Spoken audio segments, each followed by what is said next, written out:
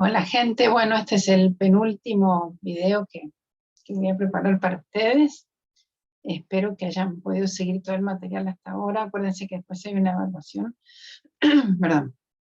Este tema es súper importante y como les dije, vieron que fuimos de cosas más reguladas a no tan reguladas. Bueno, este tema es complejo. Les voy a contar de algunas regulaciones que hay en el mundo.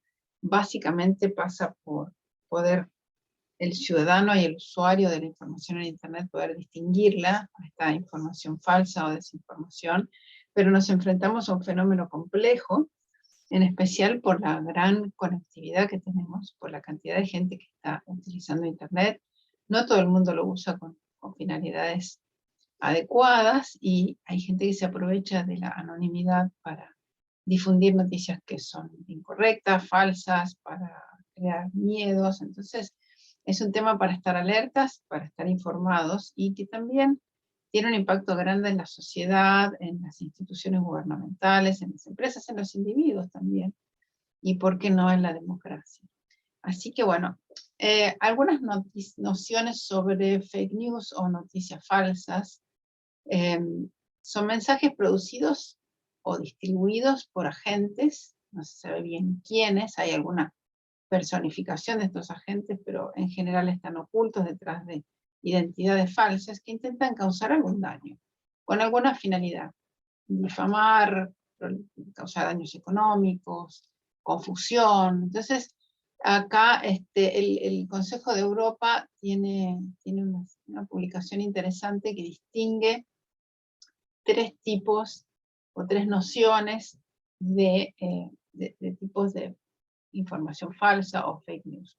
Una dice disinformation o desinformación, información falsa deliberadamente creada para causar algún daño, misinformation o bueno, parecido a disinformation, información que es falsa pero no creada para causar daño. Hay gente que a veces difunde información, esto se ha visto muchísimo ahora con COVID y las vacunas, o gente que dice que tomando algún producto químico o algún remedio se va a curar.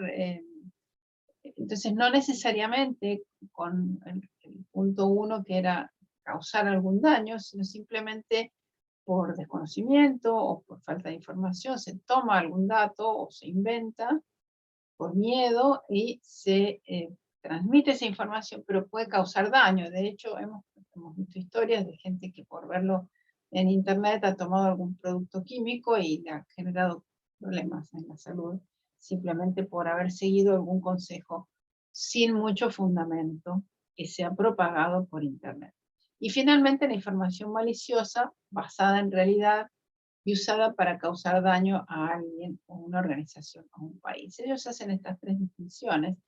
Lo importante de toda esta nueva modalidad de difusión de información es que quien recibe la información, en definitiva, puede distinguir si esto es verdadero o falso. Y esto es un gran desafío. Algunas cosas son casi obvias, recibimos mucha información, son casi obvias, pero otras no tanto. Y esto es un gran desafío para las grandes plataformas de Internet, donde se transmite gran cantidad de contenido. El problema es que es tanta la gente que está conectada y tanta la cantidad de información que se difunde rápidamente, que esto, sin ser un fenómeno nuevo, porque la desinformación y las noticias falsas existen desde que existe el mundo, el nivel de capilaridad y el nivel de rapidez con que se difunden estas noticias es ahora enorme y ha crecido exponencialmente. Esta es la gran diferencia. Y tiene un impacto en la opinión pública. Entonces a veces antes de elecciones o antes de algunos eventos importantes nacionales suceden estas cosas y confunden bastante.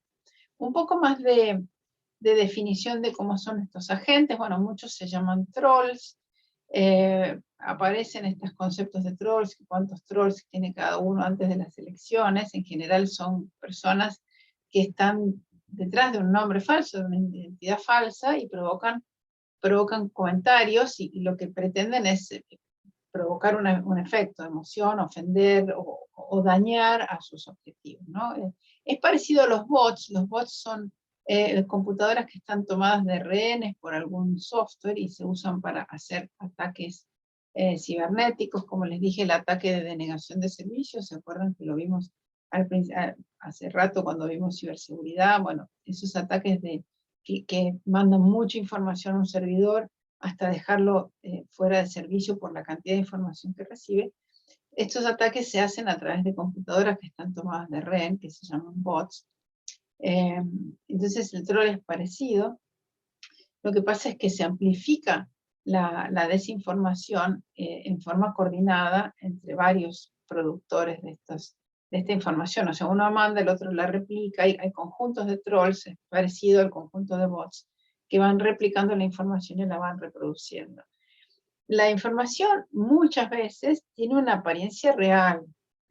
A veces es tan absurda que es obviamente falsa, pero a veces no tanto. A veces tiene una apariencia real, se parece un poco al fenómeno del phishing, que uno recibe un mail que parece del banco, o que parece del banco, del club o de la universidad, y en realidad nos lleva a un sitio donde nos pide información y después nos atacan. Entonces la apariencia de la información es parecida, tiene algunos elementos de la realidad, imágenes, hasta videos que están modificados, pero es parecido a la información real, y lo más impactante es lo rápido que llega a muchas audiencias. Entonces, básicamente, si ustedes recorren todos los sitios que ayudan a distinguir las noticias falsas, básicamente todos dicen lo mismo. Primero, tratar de entender quiénes fueron los agentes que crearon y distribuyeron esta noticia, cuál fue su motivación. Desprestigiar a un candidato, desprestigiar una empresa, generar miedo, desprestigiar un producto para la salud. ¿Cuál es el mensaje? ¿Qué tipo de mensaje? ¿Qué formato tomó el mensaje? ¿Y qué características tenía ese mensaje? Puede ser un meme, puede ser un dibujo, puede ser simplemente un comentario en redes sociales. Y cuando se interpreta el mensaje, ¿cómo lo interpreta la persona que lo toma, ¿no? ¿Qué acción toma? Si es que toma alguna acción o no, o simplemente lo escucha. Otra variante, que no es exactamente lo mismo de fake news, creo que es un poco más preocupante, es el discurso de odio o hate speech, como se dice en inglés, que lamentablemente es un fenómeno cada vez más frecuente, que se amplifica mucho en Internet por la capilaridad y por la cantidad de gente que participa. Entonces, acá tengo una definición de la Comisión Europea, que me pareció interesante compartirla con ustedes. Y la Comisión Europea define al hate speech o el discurso de odio como incitación pública a la violencia o al odio dirigido contra un grupo de personas o un miembro de dicho grupo definido por referencia a la raza, al color, a la religión, ascendencia o origen nacional o étnico. Hay un incremento importante del discurso de odio, y ahora les voy a contar algunas regulaciones que están apareciendo en algunos países. Les traje las dos que me parecieron más significativas, en algunas otras. El discurso de odio y también las noticias falsas ponen un importante desafío al tema de la libertad de expresión, que lo vimos en el video anterior. La libertad de expresión es un derecho humano, es algo muy importante en la sociedad moderna, es un derecho que hemos ganado a través de luchas, a través del tiempo, y ahora el problema es que estas personas deberían ser calladas, o sea, deberían llamarlas a que se callen, y ahí hay un balance muy difícil entre qué es libertad de expresión y cuánto puedo yo decir y cuánto no debo decir, porque se transforma o en una noticia falsa o en un discurso de odio. Y acá, bueno, la definición de esto es muy difícil, es hasta subjetiva, les diría. Así que este es un desafío súper importante, la libertad de expresión, que es algo tan importante en la sociedad moderna. Entonces, ponen las libertades civiles en una situación compleja, en especial, primero porque puede reprimirse la libertad de expresión. Si alguien le dicen a alguien que no hable de tal manera de alguien. Por otro lado, estas personas a las que están siendo atacadas tienen derecho a ser protegidas. Esto es parecido a esta dicotomía que hay entre privacidad y seguridad, ¿no? Los expertos en seguridad quieren transparencia en la información y quieren que todos los datos estén disponibles para hacer sus investigaciones y para poder resolver los casos y para saber. Por otro lado, la gente que protege la privacidad dice, bueno, pero yo no te puedo dar toda esa información porque la privacidad del individuo queda expuesta. Entonces, esta tensión permanente entre privacidad y seguridad es muy parecido a lo que pasa aquí entre libertad de expresión y la libertad de la protección, el derecho a protegerse de las personas que son atacadas, tanto por el discurso de odio, como puede ser por la difamación o la noticia falsa. Entonces, redes sociales y Internet en general son campo fértil para personas que quieren difundir estos discursos de odio. Acá les traje dos regulaciones que me parecen importantes. Hay otras más, hay otros países. China es un país que se caracteriza por no ser un país precisamente de mucha apertura a la libertad de expresión. Conocemos muchas historias de sitios web que pueden funcionar o filtros que hay al entrar y salir la información a China. Pero bueno, China ha dicho que los medios en línea no deben difundir ninguna noticia tomada de sitios de redes sociales sin aprobación. Es como que pone un filtro para aprobar la información que se va a difundir por otros medios y requiere que todos los niveles de gestión de Internet cumplan seriamente con su obligación administrativa con respecto al contenido. Entonces se está poniendo un control a la publicación de contenidos. Esto tiene dos aspectos. Uno, eventualmente positivo, porque dice, bueno, yo superviso todos los contenidos que se van a publicar. Por otro lado, ejerce un control sobre los contenidos, o sea, es discrecional a quien controla qué contenido considera inadecuado y adecuado. Entonces, bueno, es un tema complejo. La ley de Alemania se enfoca fundamentalmente en el discurso de odio, y es muy interesante por la cantidad de multas que ponen a las empresas. Entonces, es una normativa que obliga a las plataformas que más de 2 millones de usuarios, vieron que las plataformas grandes tienen miles de millones de usuarios en el país, a retirar contenidos que puedan ser constitutivos de delitos en menos de 24 horas, desde la recepción de la denuncia por parte de un usuario. O sea, yo si veo noticias difamatorias o discurso de odio en contra mía, denuncio y en menos de 24 horas la tienen que dar de baja. Si no lo hicieran, podrían ser multados con hasta 50 millones de euros. O sea, es una multa muy importante. Y a raíz de esto me pareció muy interesante, Facebook puso 1000 moderadores más solo para revisar contenido en Alemania. ¿Se imaginan una multa de este tipo? Aún para Facebook, es una empresa muy grande, es una obligación importante. Bueno, hay un montón de sitios que dan consejos y dan ideas para combatir las noticias falsas. Acá les traje, por ejemplo, TELAM, que es nuestra Agencia Nacional de Noticias, Agencia Argentina de Noticias, tiene un sitio sobre fake news y tiene detalladas noticias específicamente falsas sobre COVID. El COVID ha generado una gran cantidad de noticias falsas, en especial por el tema vacunas, noticias falsas como que 5G, la telefonía móvil promueve el COVID. Yo he visto videos de gente que rompe antenas de 5G en otros países porque creen que el 5G da COVID. No da COVID el 5G. El COVID se contagia porque es un virus, pero no, la telefonía móvil no da gripe. Y acá TELAM incluye una serie de noticias que las declara como falsas. Entiendo que habrán hecho alguna investigación previa para declararlas como falsas. Por ejemplo, la vacuna Sinopharm tiene una respuesta de anticuerpos débil contra la variante Delta. Las vacunas contra COVID tienen nanochips. La vacuna contra COVID tiene nanochips. Frente a la variante Delta, tener una sola dosis de vacuna equivale a estar desprotegido. En 80 días de SARS-CoV-2 puede mutar y vencer a los anticuerpos. Las vacunas no sirven si no tienen más del 90% de eficacia.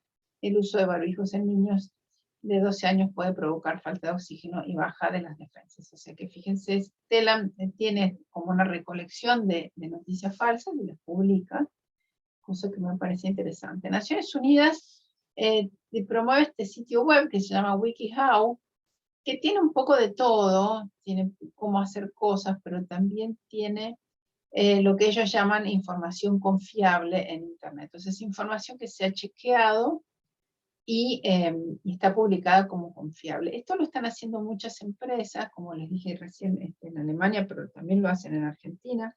Facebook y Google van a organizaciones de sociedad civil generalmente que chequean o tienen personal propio que chequea la información que se publica. Ahora, bueno, siempre está la duda de que el que chequea bajo qué criterios lo hace, y en algunas noticias, como les dije, son obviamente obvias y casi absurdas, pero hay algunas otras que están ahí en el borde de la realidad, entonces genera mucha confusión. Entonces acá hay un montón de sitios web que dicen, bueno, ¿cómo detectar una noticia falsa? Esta es la asociación que agrupa todas las bibliotecas mundiales. Entonces dice, ¿es falsa la noticia? Estudie la fuente. Bueno, ¿quién lo dijo? ¿Cómo, el sitio web? ¿Qué sitio web es? ¿Es un sitio de información? ¿Es conocido? Muchos sitios web a veces aparecen. ¿Se acuerdan cuando vimos abuso en el DNS? Muchos sitios web aparecen, difunden la noticia y después desaparecen. O porque los dan de baja por la actividad maliciosa, o simplemente porque fueron creados para difundir la noticia por un tiempo corto. Lea más allá. Si un titular impactante puede querer captar su atención, ¿cuál es la historia completa? O sea, poner en contexto. A veces uno lee solo una cosa y si entiende el contexto, el concepto cambia de la información que uno recibe. ¿Quién es el autor? ¿Es alguien conocido? ¿Es un científico? ¿O una personalidad? ¿O una experta? ¿O un experto? ¿O es alguien desconocido? ¿No? Ahora tenemos la suerte, podemos rápidamente buscar en redes sociales a ver si esta persona existe o no, si tiene antecedentes. Entonces, quien escribe también es importante. Hay otras fuentes que publican cosas parecidas. Podemos rechequear la fecha. A veces uno sin querer va a parar a sitios web que tienen información muy antigua. Entonces, a veces no es necesariamente noticia falsa, sino noticia pasada de tiempo, de moda. Es un chiste. A veces ha pasado muchas veces que dicen que hay personas que les ha pasado cosas, o que artistas que mueren, y es todo mentira. Entonces, a veces son bromas que se hacen. Si es muy extravagante, puede ser una broma. Y ver el sesgo también de quien lo escribe, en especial con el tema del discurso de odio. No hay mucho discurso de odio en contra de inmigrantes, en temas raciales, en temas religiosos, que es muy triste. Entonces, ¿cuál es el sesgo de quién escribe, o por qué, o cómo lo escribe el mensaje? Y siempre consultar otras fuentes, preguntarle a alguien, por ejemplo, 5G produce COVID. Bueno, hablen con gente que sabe de infraestructura de telecomunicaciones y pregúntenle, ¿realmente si me ponen una antena de 5G en el edificio, me va a dar COVID? Y probablemente les diga que no. Por lo menos es lo que yo creo. Así que este sitio web también es una iniciativa de Naciones Unidas, se llama Verified. Básicamente la información que encontré por ahora tiene mucho que ver con noticias falsas de COVID, porque también ha habido mucha infodemia sobre COVID, pero bueno, entiendo que con el tiempo irán incluyendo otro tipo de noticias. Acá, no sé por qué ha salido mal, estoy acá arriba, algo pasó con la compu. Esto también es la página de Telam, como, bueno, es parecido a lo que vimos recién de la organización de bibliotecas. Tomarse un minuto para pensar a ver si la noticia es falsa o no, si causó una emoción grande, si realmente les causó mucho impacto, les parece más o menos normal, confirmar si era algo que ya sabían o no, si la noticia está, si les genera desconfianza. Y acá les informa, que me parece muy interesante, cómo denunciar, ¿no? Porque a veces uno dice, bueno, es falso, ¿y ahora qué hago? Entonces, lo puedo denunciar. Acuérdense que vimos que hay fiscalías especializadas en Argentina para denunciar problemas de seguridad. Así que esto también puede ser denunciado. Es un fenómeno en expansión, todavía no está regulado, les mostré simplemente 2 leyes que hay en el mundo, hay otras más en Indonesia y algunos otros países.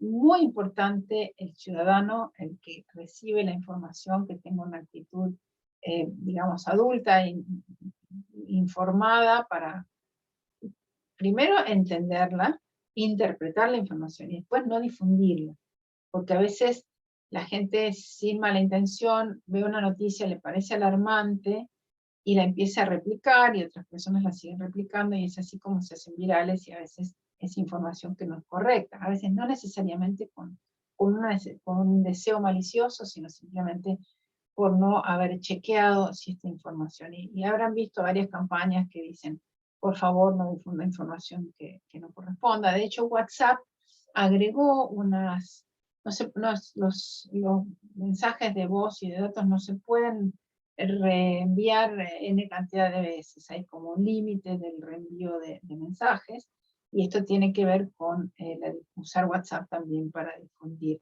información no deseada o falsa.